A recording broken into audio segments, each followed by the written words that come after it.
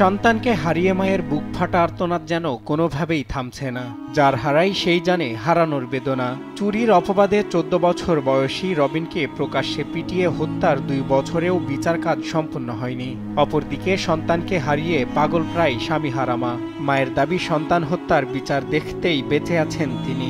14 বছরের সন্তান আর আমি হলো বাচ্চা আছি, কি করব বিচার দেই।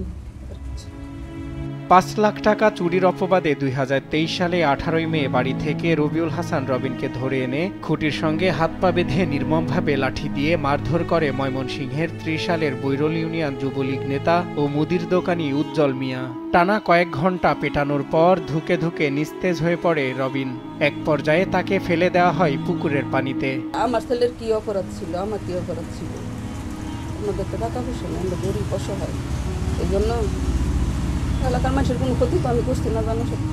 স্বজনরা রবিনকে উদ্ধার করে প্রাথমিক চিকিৎসা করিয়ে বাড়িতে নিয়ে আসলে 9 দিন পর 26শে মে রাতে না ফেরার দেশে পাড়ি দেয় রবিন। পরে নিহত রবিনের মামা একটি মামলা দায়ের করলে মামলা তুলে নেওয়ার ভয়ভীতি দেখাতে থাকে তাদেরকে। এমনকি এতটাই প্রভাবশালী যে উল্টো মামলা দিয়ে আপোষ মীমাংসা করার চেষ্টা করেন আসামিরা। পুলিশরা তারা টাকা পয়সা দেয়া, তারা পুলিশে দেয়, দিচ্ছে পুলিশে তার নিবাসটা চিন্তা রবিনকে। আর রবিনের দুই পুলিশে তার কিছু করে নানির ঘরটা আগুন লাগাই ফিরে আসে। স্বামী মারা যাওয়ার পর ছেলে রবিনকে নিয়েই মা রাজিয়া আক্তারের স্বপ্ন ছিল বেঁচে থাকার। এখন কখনো ছেলের কবরে, আবার কখনো বাড়িতে বসেই কেঁদে কেঁদে দিনরাত কাটছে মায়ের। আমি সন্তান হারা মা, এই জন্য আমি বাচ্চা আছি, আমি এটা বিচার, আমি ভাবছি স্যার, আমি বিচারের অপেক্ষায় আসছি। এই ঘটনায় 26শে মে নিহতের মামা জাকির হোসেন বাদী হয়ে উজ্জ্বল মিয়াকে প্রধান আসামি সহ 5 জনের বিরুদ্ধে ত্রিশাল থানায় হত্যার মামলা দায়ের করেন।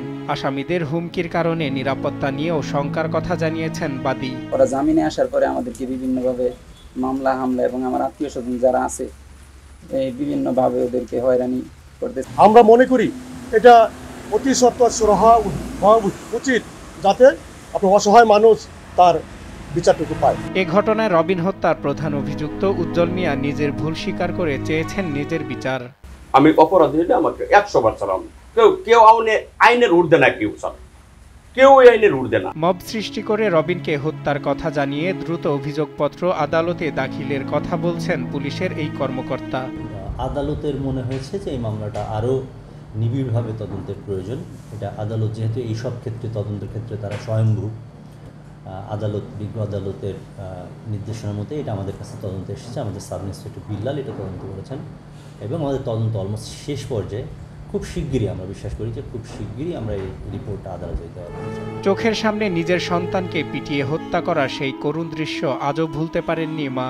সন্তানের কবরের পাশে গিয়ে কান্না ভেজা চোখে সন্তান হারানোর বেদনা নিজের ক্ষোভ পুষে রেখেছেন তিনি। তবে তার বাঁচার একটাই কারণ, সন্তান হত্যার বিচার দেখার আশায়। সজল বিশ্বাস, নিউজ ডেস্ক, দেশ টিভি। আমার বুকটা দিলে আমি কেন দেয় না, আপনি বিপদ কি যন্ত্রণা বুক করতেছি।